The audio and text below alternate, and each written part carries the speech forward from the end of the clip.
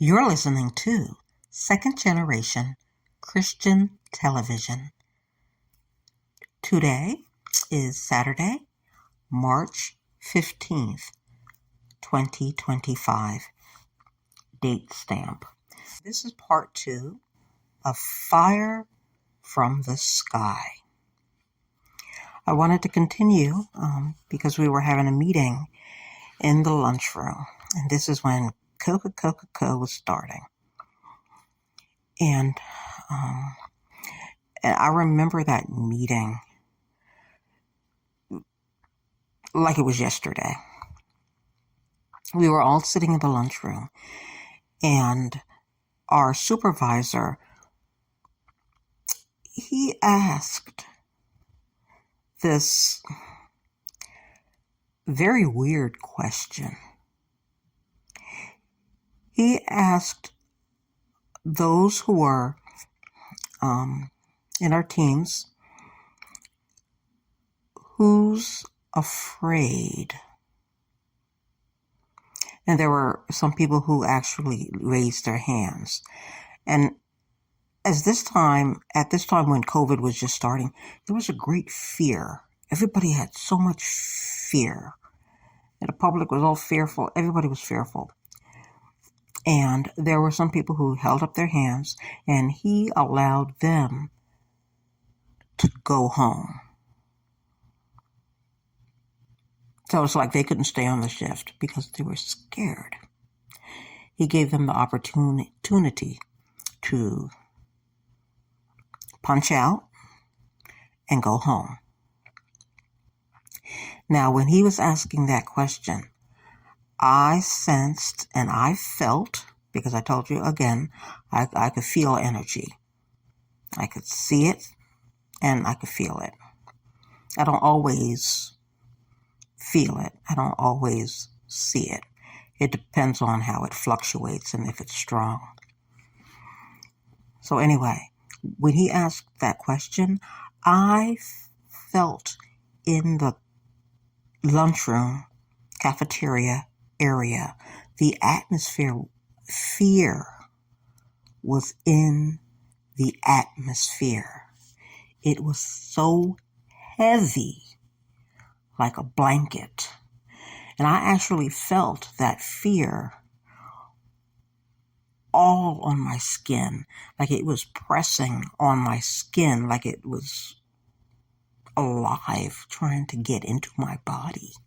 It was that type of thing. It was like it felt like a heavy blanket, and it was trying to penetrate my skin to get inside of me.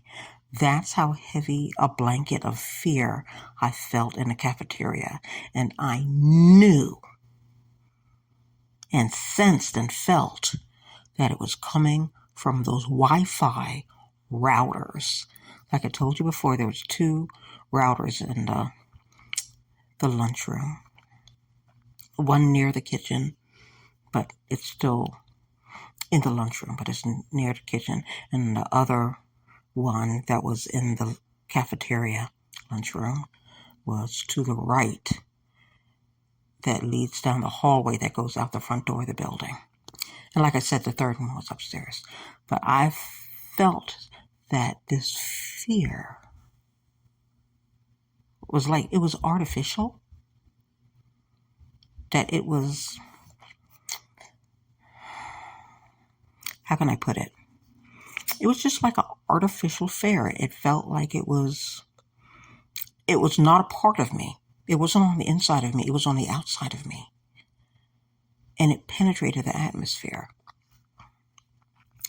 Now, what this reminds me of, I don't know if you all remember when we were in the Gulf War. It was around that time, and I think a little after the Gulf War. Anyway, there was some type of military fighting going on. I don't know if it was in Iraq or near Iran. I think it was Afghanistan. Anyway, somewhere in that area. Remember, I don't know if everybody heard the story, but I know in Europe and England, they had a news article on it that I read, because they covered more details on what happened than American media did. But remember when the enemy troops, they all laid down their weapons and they surrendered to the U.S. military. I don't know how many people remember that story. I remember it. This reminded me of that, because one of the stories that one of the enemy fighters reported, because they were using walkie-talkies, they said that there was some type of signal that came through their walkie-talkies. And they said with this signal, there was a fear that came over all of them. It came through, whatever that signal was, it came through their walkie-talkies. There was a fear that came over them. And he described it. He said they weren't just fearful. He said he didn't just feel fear. He said he became fear. Now, I hear people who have testimonies where God took them to hell, okay, and they had that hell experience. And they said that you don't just feel fear, you become it. You become fear. That's what I was thinking about. And when it was happening during COVID and everybody was so fearful, I knew that it was an artificial signal and it was coming from the Wi-Fi routers. They can change that vibration because everything God created, remember, God spoke everything into existence. If you read the book of Genesis, God tell you how he did it. And God said, let there be. He spoke everything. It's his word, it's his power, and God has a vibration. He's the highest vibration. He vibrates so high that he's just light. He's light in spirit. But anyway, men experiment and play with these signals. So what was happening with COVID, I knew that they were using some type of technology to put this fear on people. Because a lot of people ran and got that shot whether they wanted it or not, because they were so scared. Understand, when you're in a state of fear, you can be controlled.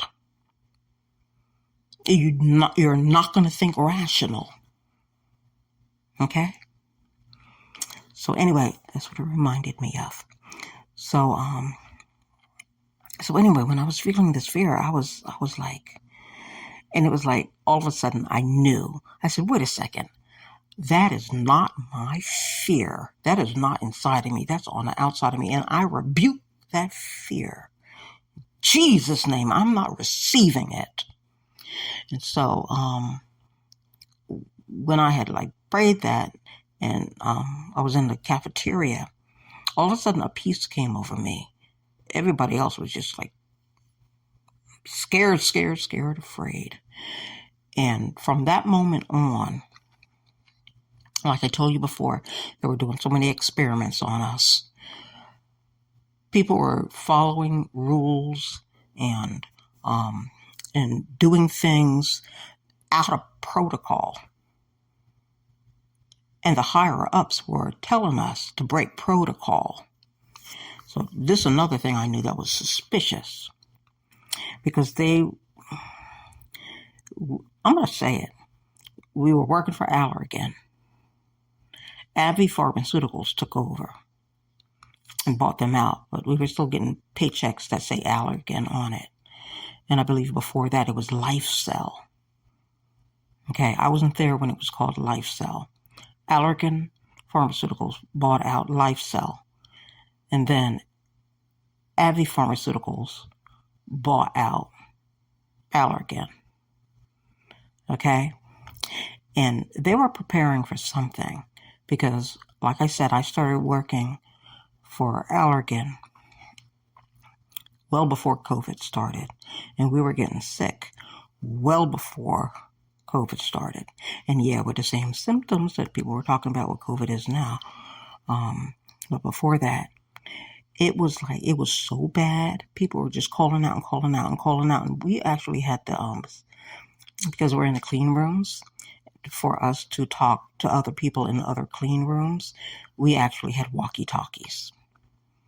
So the team lead or the manager, you could hear them on the walkie-talkies, and they're talking, and they would talk to each other, and they will say we had a call out. And they were listening. Oh, somebody called out sick. And we'll hear it again while we're working in the lab, and and you hear it crackle on the walkie-talkie, and managers talking to a team lead.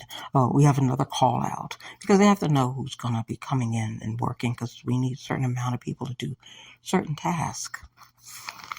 And if we don't have who we need to move some people to the front and to the back. And because the lab had different sections, and so they were always calling over the radio to let us know how many people we're going to have and who's calling out. And we were hearing that. And over the process of weeks, people kept calling out, getting sick, calling out, getting sick. And they were starting to tell us, we have overtime available. We'll give you hazard pay. Okay, and just things like that. It got to the point where it was so bad that when people were calling out, they didn't want to call it over the radio anymore, because the people who were still working there who didn't get sick yet were getting nervous. Okay, we were getting nervous. They said, because it was more than just a flu. We had people fainting. We had people almost dying. This was something else. And remember, like I told you before, we're not allowed to even come to work. Even if we have the sniffles, we have to call out. Okay? So when we get inside the building, we're healthy once we walk in. But a lot of people were getting sick in the cafeteria. I'll make a long story short. I got sick several times, especially after that laser hit me. And I was out for a while. And I had to actually see the nurse. I saw her before all this, before the laser hit me and things like that.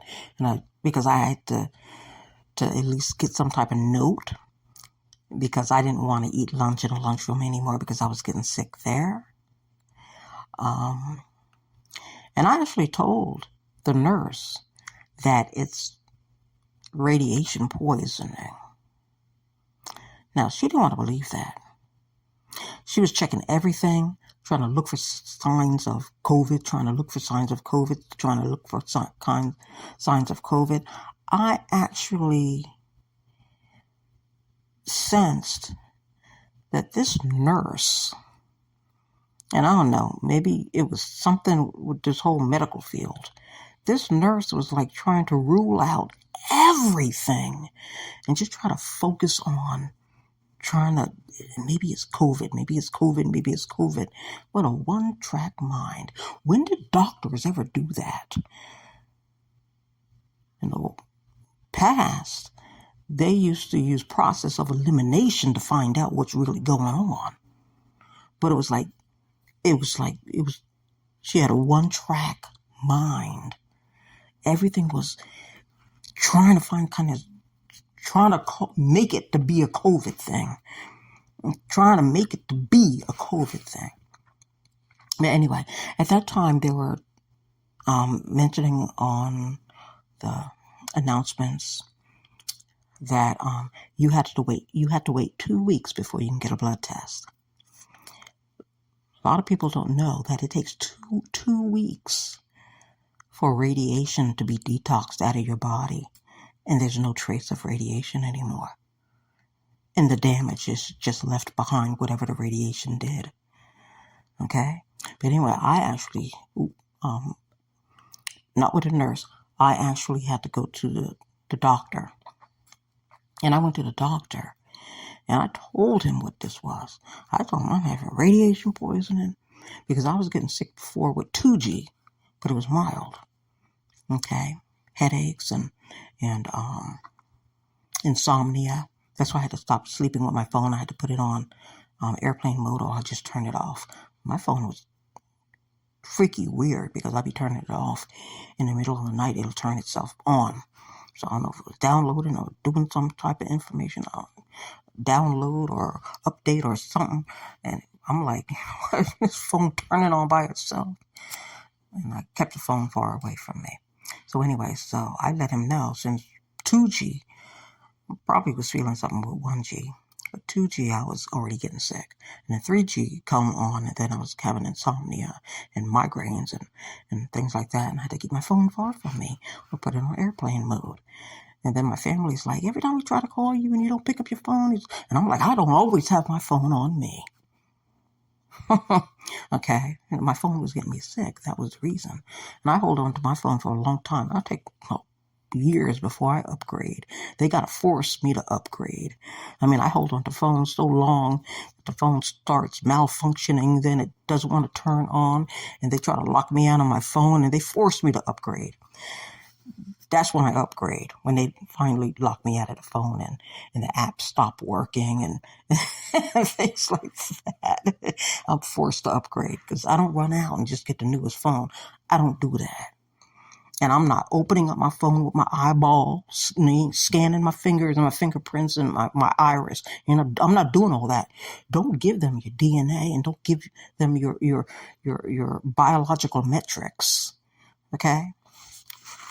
Because, I don't know, they're building some type of Frankenstein technology, half human, half technological cyborg kind of creature. They're using people's DNA and stuff. So, but anyway, I didn't want to go too far on that. That's technically another video. We're talking about fire from the sky. So anyway, it's the signals that I honestly believe Wi-Fi, they could tweak this signal and laser beams, just you getting hit by lasers from your Wi-Fi router and from your phones and even a TV. They know how to tweak that signal. And I don't know if I mentioned it in the first video, but in this video, I'm going to mention, and they actually mentioned years ago. This was around the time when they were just starting the fiber optics, where they had mentioned that they found Satan's DNA sound signature. So I understand. Satan comes to kill, steal, and destroy. I know they're sending Satan's DNA sound signature register over these Wi-Fi waves. I know they're sending it. Because Satan comes to kill, steal, and destroy. And I want to just put this in here, and it's probably random, but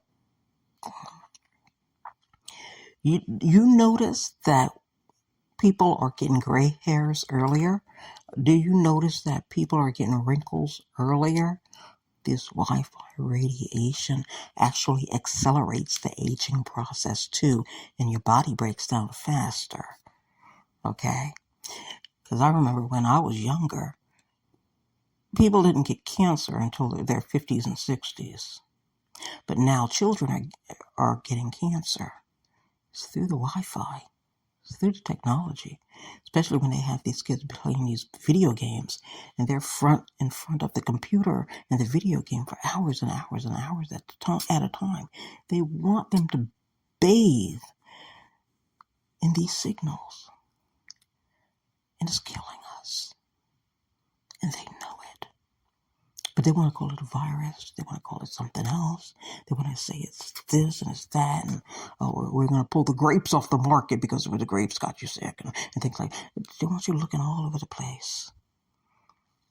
Technology is getting us sick. It's killing us. But Satan and his demons, his fallen angels, his entities, his Nephilim, they need these signals because Satan and I know demons have a positive electric charge. They have a positive electric charge. They can travel through the signals. They could travel through the wires. They could travel through demons. They could travel through. These are portals. These are ways that they travel. They travel. There was a singer, I forget her name, and I don't know. I think her friend committed suicide or something, and she sang about it. Remember, the girl was driving, and she was driving, and it was like something was like following her through the telephone wires, and I don't know how she'd explained it in the song. And then the girl just went, I think she committed suicide. But those demons were following her through the wires, through the telephone poles, through the wires. They were traveling through the wires. I have another part of my testimony. I really didn't want to talk about it. I'm just going to give you a little tidbit. But it's definitely going to be another video when I'm at the point where I could share a little more about what I had to go through. But I've fell into deep clinical depression, and I had been in that depressed state where, like I say, I'm sensitive to signals now and energies, and I see demons, I see angels, and when I'm in that depressed state, I'm telling you, that negative energy that I already have, I actually, when I'm in that state, I actually feel like I'm pulling in other negative energy. And there was an incident that happened where, several incidents, I will walk by, it could be a toaster, it could be the refrigerator, okay? Or it could be a light socket in a wall. And I actually feel the energy that's in those wires.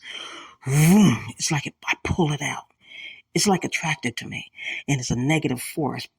And it hits me in my body. It's drawn in. And there's more demonic activity.